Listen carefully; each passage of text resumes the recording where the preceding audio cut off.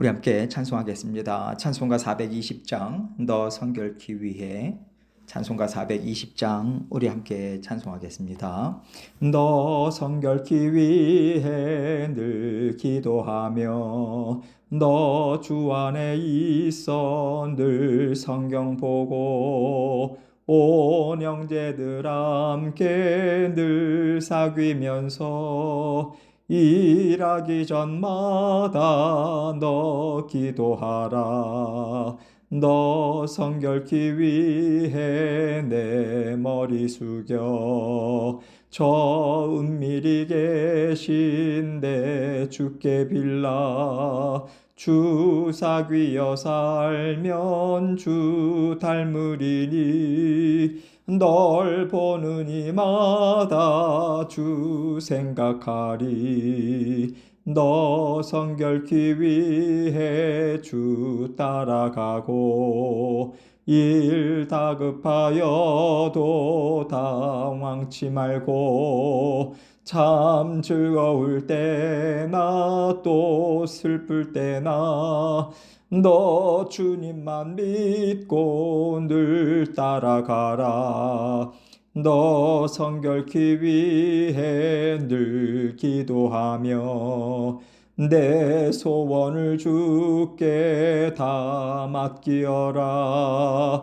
너 성령을 받아 주 섬겨 살면 저 천국에 가서 더 잘 섬기리. 아멘. 기도하겠습니다. 하나님 아버지 감사합니다. 오늘도 아버지 하나님께서 하루를 허락해 주셨습니다. 세상이 혼란스럽고 많은 어려움들이 있지만은 아버지 하나님께서 우리의 모든 삶을 다스리시고 하나님께서 역사의 주관자 되셔서 아버지 하나님께서 모든 일들을 아버지 하나님의 자녀들을 일깨우고 또 아버지 하나님 앞으로 불러 모으고 또 가까이 하고자 하시는 하나님의 뜻이 있음을 우리가 분명하게 깨닫고 아버지 하나님 앞에 더욱더 가까이 나아가는 저희 모두가 될 수 있도록 은혜 베풀어 주옵소서.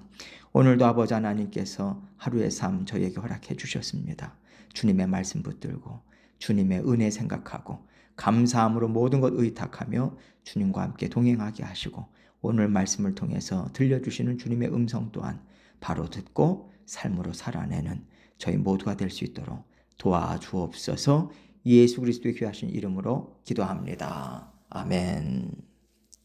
하나님 말씀 여호수아 7장 24절로 26절입니다. 여호수아 7장 24절로 26절. 제가 읽습니다. 여호수아가 이스라엘 모든 사람과 더불어 세라의 아들 아간을 잡고 그 은과 그 외투와 그 금덩이와 그의 아들들과 그의 딸들과 그의 소들과 그의 나귀들과 그의 양들과 그의 장막과 그에게 속한 모든 것을 이끌고 아골 골짜기로 가서 여호수아가 이르되 너가 어찌하여 우리를 괴롭게 하였느냐.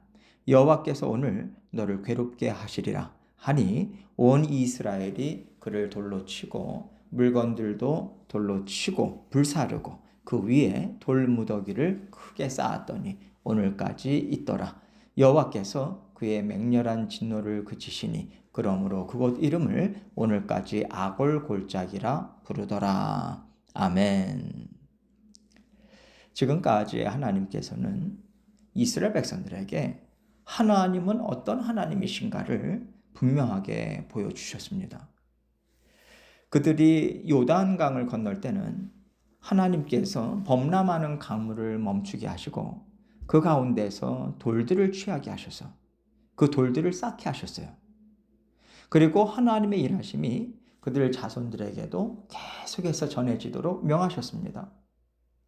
이렇게 크신 하나님이시기 때문에 하나님의 말씀을 믿고 따라갈 때 너희가 걸어가는 길에 어떤 어려움이 있을지라도 넉넉히 감당하게 하실 것이다.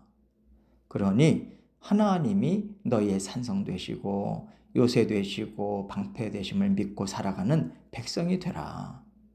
이런 메시지를 그 돌무더기를 통해서 전하기를 하나님은 원하셨던 거예요. 그리고 오늘 말씀을 보면 하나님은 또 하나의 돌무더기를 쌓게 하셨습니다.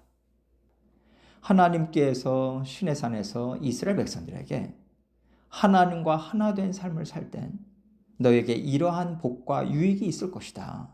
그러나 말씀을 어기고 너희 스스로 살아가고자 할 땐 너에게 이런 슬픔과 아픔이 있을 것이다. 말씀하신 그대로 가나안 땅을 차지하는 여정 가운데 그 말씀들에 대한 분명한 징표들을 백성들에게 하나님은 보여주시는 거예요. 하나님께서는 이스라엘 백성들을 죽기까지 사랑하시지만 그들이 진정 나의 하나님으로 이스라엘의 왕으로 고백하고 믿고 섬기며 살아가도록 인도해 주시는 하나님이십니다. 그렇기 때문에 하나님의 자녀들이 그 길에서 벗어날 때는 반드시 돌이키게 하시는 하나님의 사랑과 일하심이 있다라는 것을 가르쳐 주시는 거예요. 하나님께서 우리에게 주신 구원의 삶, 영생의 삶에는 나는 너희의 하나님이고 너희는 내 백성이 되는 삶으로 내가 끝까지 책임지고 이끌어 주겠다라고 하는 약속이 담겨 있습니다. 그렇다면 우리가 잘못된 길로 가면 우리를 끌어당기고 돌이키게 하시는 하나님의 일하심이 있어야 되지 않겠어요? 그 일하심이 우리 인생 가운데 계속해서 펼쳐져 나아가는 것입니다. 좋은 일, 나쁜 일, 힘든 일, 형통한 일, 이 모든 일들이 계속해서 하나님의 백성이 되도록 우리를 돌이키는 일에 다 사용되는 것이기 때문에 그 모든 것들이 다 복된 일이에요. 오늘 하나님께서 이스라엘 백성들에게 죄를 미워하시고 진노하시는 하나님에 대해서 보여주시는 것 또한 그들이 하나님을 잘 알아서 하나님의 백성으로 온전히 자라나도록 돌이키시고 돌보시는 일을 하고 계신 겁니다. 여기에 하나님의 일하심의 목적이 있기 때문에 살아가는 인생의 목적을 하나님의 백성들은 하나님을 알아가는 데 두고 하나님의 말씀 안에서 날마다 살아야 된다. 이것을 백성들에게 지속적으로 가르쳐 주고 계신 거죠. 이것을 생각하면서 오늘 말씀을 보도록 하겠습니다. 24절입니다. 여호수아가 이스라엘 모든 사람과 더불어 세라의 아들 아간을 잡고 그 은과 그 외투와 그 금덩이와 그의 아들들과 그의 딸들과 그의 소들과 그의 나귀들과 그의 양들과 그의 장막과 그에게 속한 모든 것을 이끌고 아골 골짜기로 가서 하나님께서는 아간이 훔쳐간 물건들뿐만 아니라 그에게 속한 자녀들, 가축들, 모든 물건들뿐만 아니라 심지어 장막까지 모든 것들을 아골 골짜기로 끌고 가서요. 이스라엘 백성들과 단절시키는 일을 행하고 계세요. 여기서 중요한 것은 아간을 잡았다라는 표현입니다. 하나님께서는 이스라엘 백성들에게 너희에게 죄가 있다 분명하게 알려주시고 그 죄를 제거해라. 그래서 거룩하게 하라. 이 말씀을 주셨잖아요. 아간도 그 말씀을 분명하게 들었을 것입니다. 그랬을 때 하나님 잘못했습니다. 제가 물질에 눈이 멀었습니다. 이렇게 고백하고 나왔다면 하나님께서 어떻게 하셨을지는 잘 모르겠지만 그래도 지금보다는 좀 낫지 않았을까 이런 생각이 들어요. 그러나 아간은 끝까지 버텼습니다. 하나님께서 지파들, 그 다음에 족속들, 그 다음에 가문들 이렇게 범위를 좁혀가면서 가려내시는 동안 끝까지 버티다가 잡힌 다음에 걸린 다음에 자백을 하거든요. 이 아간이라고 하는 사람이나 또 딸들이나 아들들을 보면요. 하나님에 대한 경외심이라든가 크신 하나님에 대한 두려움이 없었지 않나 이런 생각이 들어요. 하나님에 대한 친밀함을 갖기 전에 우리에게 있어야 되는 것이 하나님에 대한 경외심입니다. 우리의 구원 여정은 사실 이 경외심으로부터 시작되는 것 아닌가요? 죄를 심판하시는 하나님이시잖아요. 영원한 생명을 주시느냐 거두시느냐 이것을 결정하는 크신 하나님이시거든요. 그 하나님 앞에 꿇어 엎드림으로 우리는 구원을 얻습니다. 그리고 나서 우리는 구원의 삶을 통해서 하나님을 더욱더 알아가면서 친밀하고 또 깊은 신뢰관계를 형성하면서 살아가게 되는 거거든요. 그런데 이 아간이 하나님에 대한 경외심, 두려움이 없다는 것을 생각할 때 진정한 하나님의 백성이 되지 못했다고 볼 수도 있겠다라고 하는 생각도 듭니다. 하나님께서는 아간의 아들들과 딸들까지 잡아가게 하셨어요. 만약에 아간 혼자 죄를 범했다면 하나님께서는 가족들에게 죄를 묻지 않았을 것입니다. 왜냐하면 아버지의 죄 때문에 자녀들이 그 죄에 대한 심판을 같이 받지는 않거든요. 그런데 여기서 아들들과 딸들까지 다 포함시켰다라고 하는 것은 다 공범이란 얘기인 거예요. 아버지가 죄를 범하는 것을 알았다, 보았다, 심지어 동참했다고까지 볼 수 있는 거죠. 하나님께서 얼마나 철저하시냐면요. 훔친 물건들뿐만 아니라 짐승들까지, 아간의 장막에 속한 모든 것들, 장막까지도 다 멸하십니다. 하나님께서 여리고성을 멸하게 하실 때 이스라엘 백성들에게 명하신 말씀 그대로를 아간에게 적용하고 계세요. 하나님은 하나님의 말씀 하나도 땅에 떨어지지 않게 하십니다. 얼마나 완전하게 뜻을 이루시는 하나님이신지를 보여주고 계신 거죠.